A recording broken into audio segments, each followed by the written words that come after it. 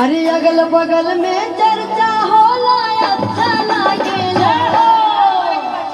ए माई, अरे अगल बगल में चर्चा हो